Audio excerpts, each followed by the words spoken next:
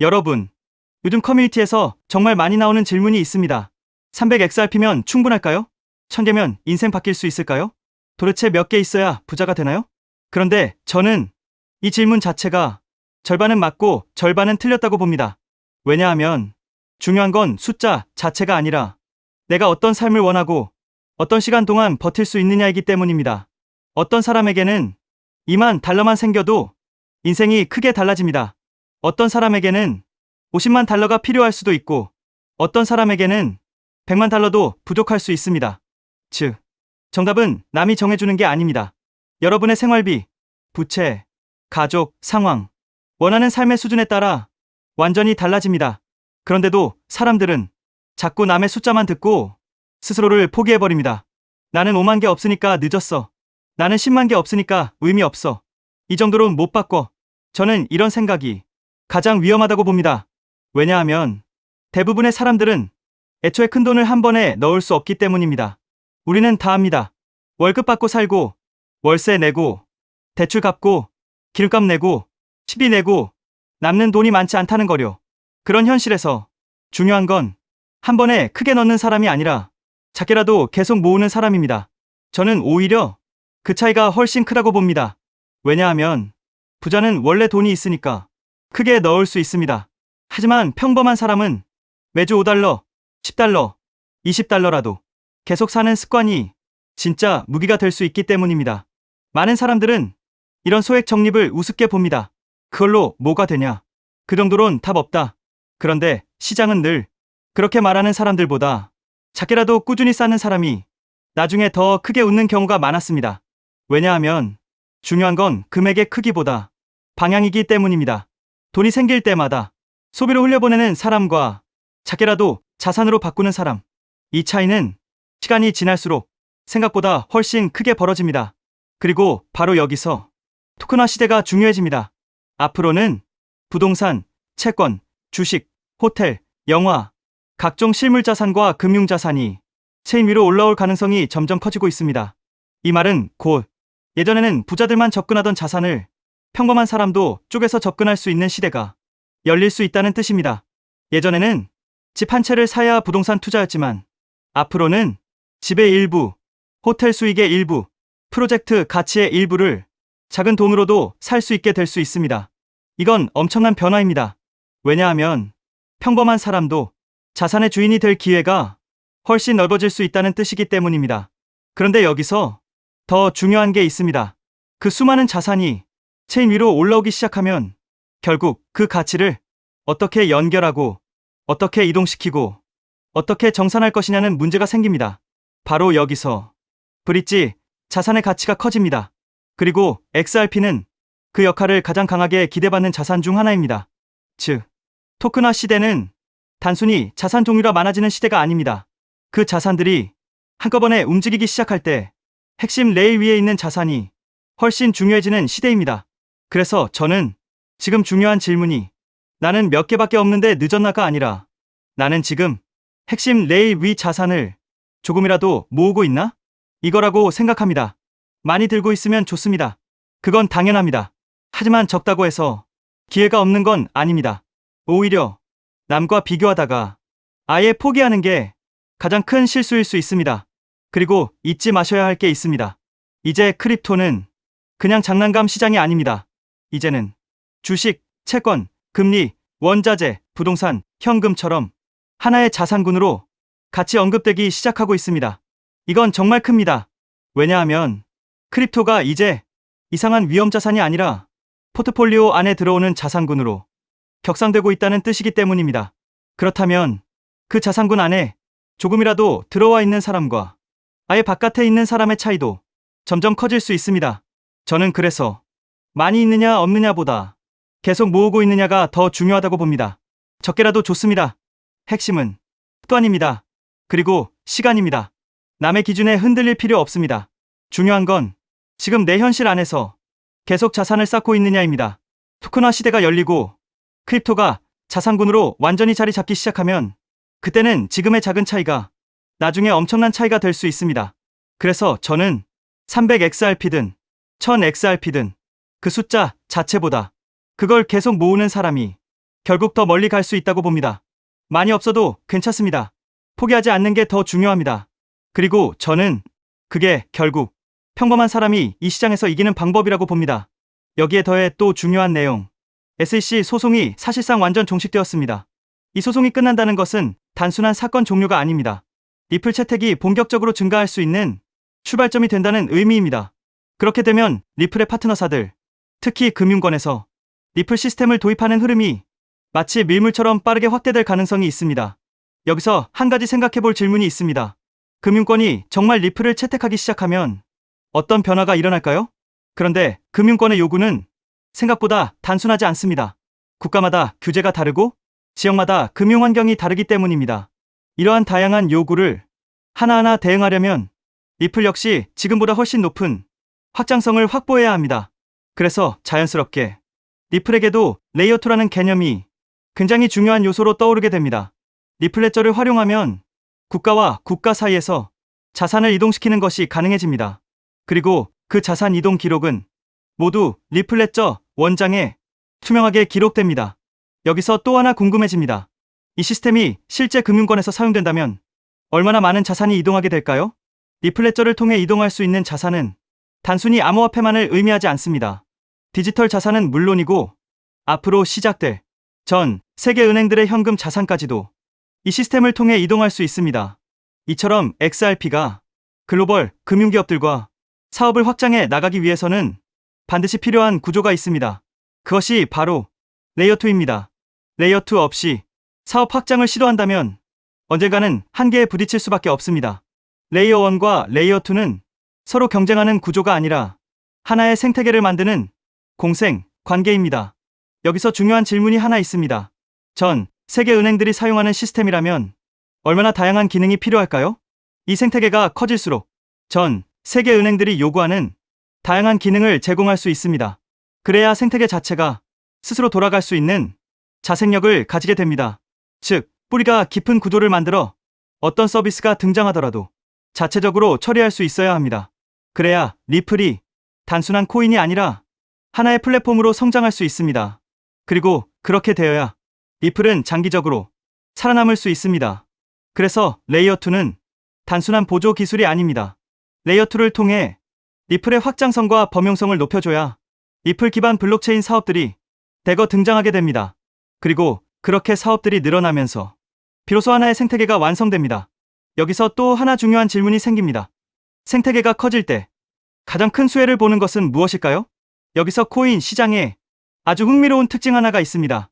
레이어 2 코인들은 리플이 10배 상승할 때 수백 배 상승 기회를 얻을 수 있는 공생 구조를 가지고 있다는 점입니다. 그래서 많은 투자자들이 이 구조를 투자 전략으로 활용하기도 합니다. 이 원리는 주식 시장에서도 비슷한 사례를 볼 수 있습니다. 전기차 테마의 대형주였던 삼성 SDI가 약 15배 상승할 때 소형주였던 에코프로는 무려 700배 상승을 보여줬습니다. 같은 산업에 속해 있지만 상승률은 완전히 달랐습니다. 이것이 바로 생태계 구조의 특징입니다. 레이어 1인 이더리움이 2배 상승할 때 레이어 2 코인들이 수천 배 상승하는 현상은 이미 오래전부터 코인 시장에서 반복되어 왔습니다. 또 다른 예도 있습니다. 비트코인은 레이어 1입니다.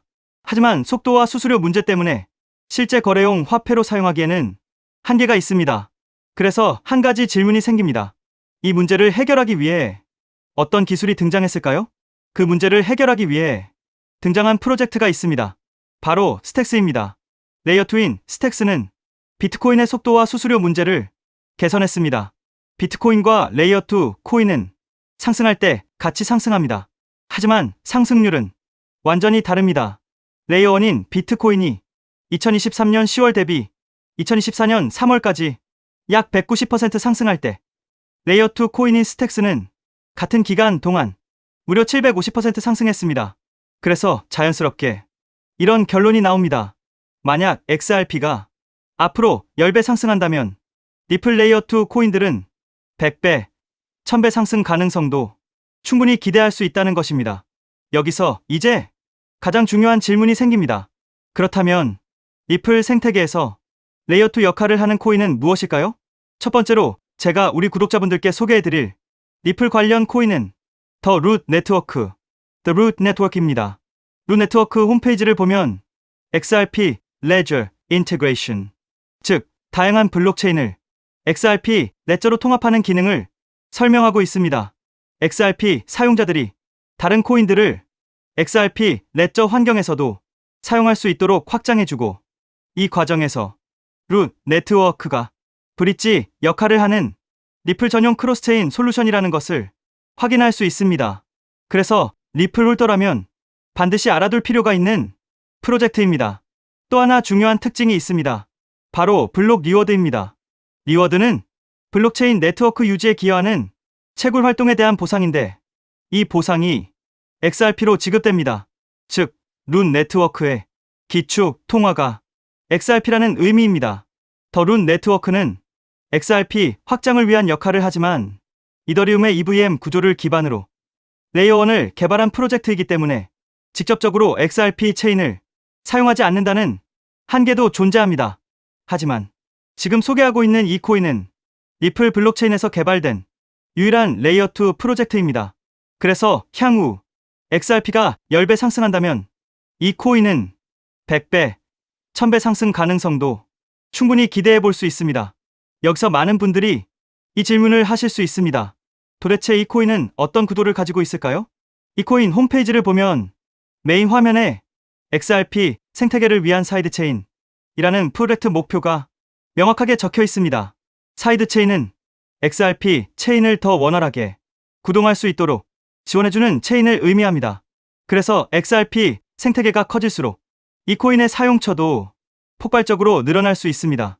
또한 이 코인의 이용자가 늘어날수록 XRP 역시 더 안정적인 환경에서 서비스를 제공할 수 있습니다.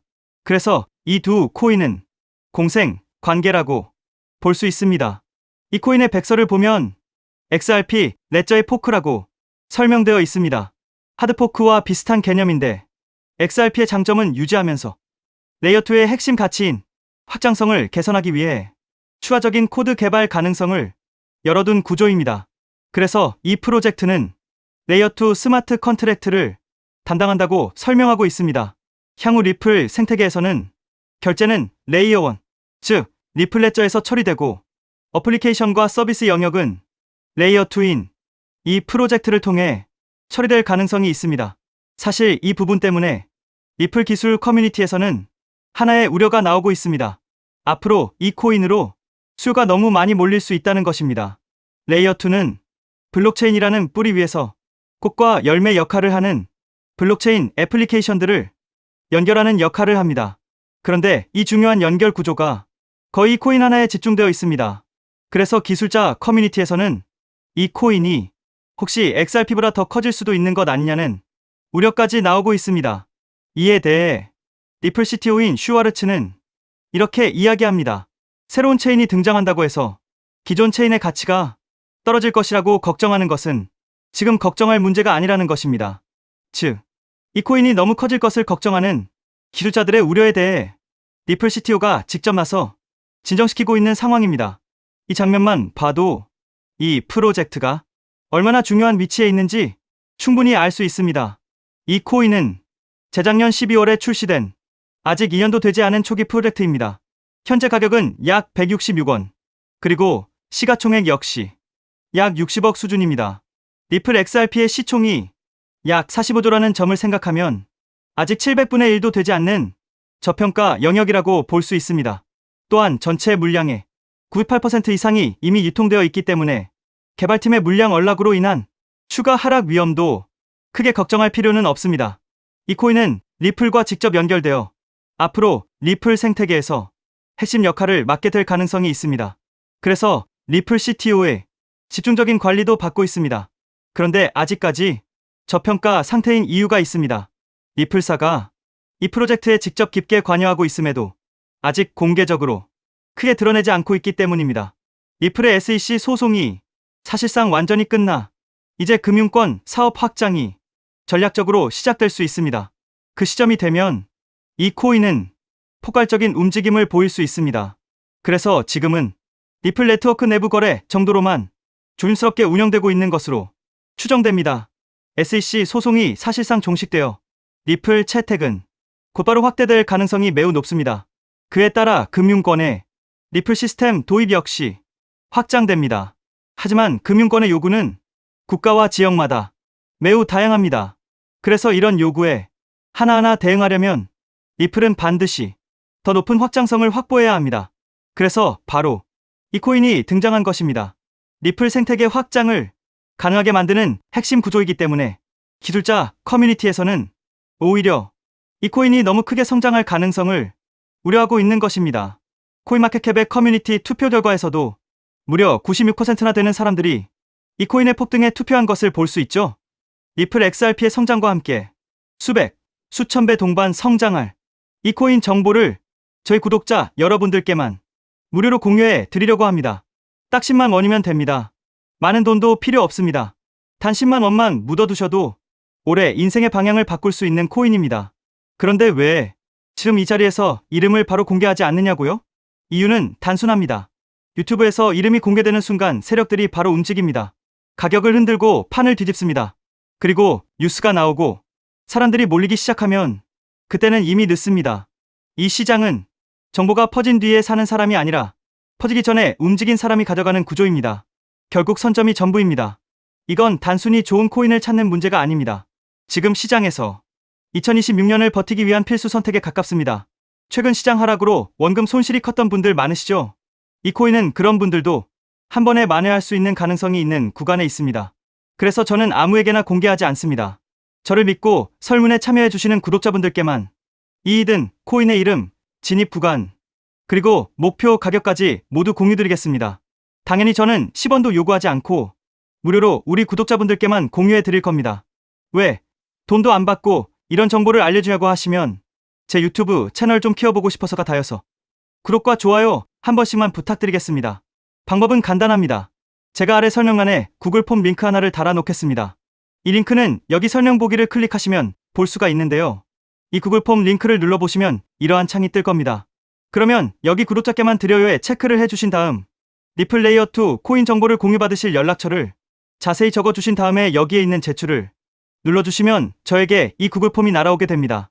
그러면 제가 이 구글 폼을 확인하자마자 적어주신 연락처로 연락드려서 제가 구독자인지 확인만 간단히 빠르게 한 다음 아까 말씀드린 리플 레이어2 코인 정보를 바로 공유해 드리도록 하겠습니다. 이 코인이 아마 2026년의 졸업 코인으로 이름을 올리게 될 수도 있을 겁니다.